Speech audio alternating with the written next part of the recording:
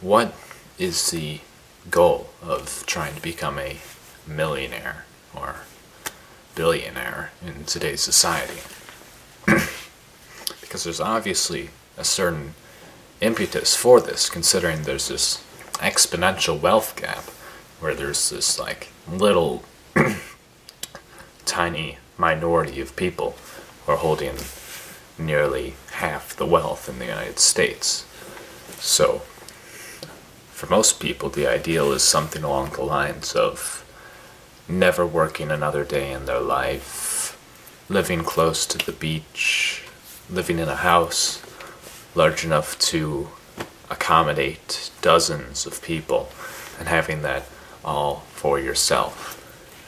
It's a very sort of individualistic, I don't need anyone, I don't want to do anything sort of ideal that is trying to be achieved. Though this idea is kind of very strongly ingrained in our culture of trying to climb the economic ladder, the end goal does not seem to be any sort of fulfillment outside of a very materialistic, very limited point of view, thinking that, you know, I have this large house, all these cars. Thing is, no matter how big your house is, you can only be in one room at a time. No matter how fast, no matter how shiny or efficient your car is, you still have to, obey the laws of traffic and be mindful of other people driving. There's sort of a diminishing return here, then, on the amount of satisfaction one can derive from simply the acquisition of money and resources. When people think of the happier moments of their life, it really does not seem to have much of anything to do with how big their house is.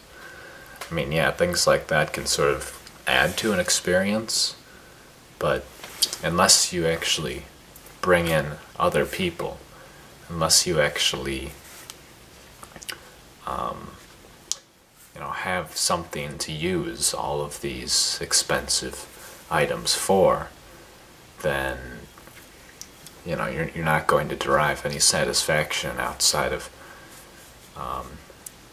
this novelty burst of purchasing something new, this sort of addictive necessity of wanting to use your money just to use it, or have the money just to have it. So while everyone seems to talk about not having enough money, no one really seems to talk about being satisfied with wherever you are economically. I mean, yeah, a lot of people are in bad economic situation, and a lot of people are, or very few people rather, are in this upper echelon of the economy.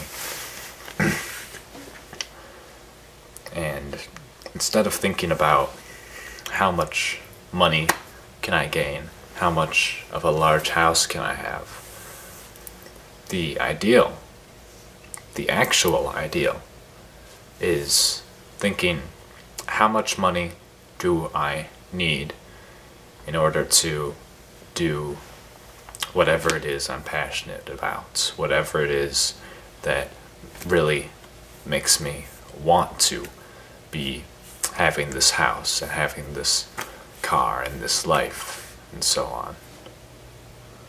And that varies, of course, for every individual. So there shouldn't be this sort of carrot on a stick mentality. Everyone's, totally out for themselves. Because you can't be totally out for yourself. Your happiness is totally dependent on all the other people in society. So I think we need to not only examine our sort of economic way of allowing individuals to reach this level, but also the sort of desire within ourselves. And is this an authentic desire, or is this just something that is sort of made up, a construct that is created by the society because that is sort of how it is allowed to continue functioning? You know, if people don't really want a lot of things, if the desire for things is limited, then we don't get this exchange of commerce that allows for everyone to have a job, or as many people as possible to have a job. The society is completely dependent on this idea that everyone is trying to climb and achieve some sort of higher economic standard for themselves.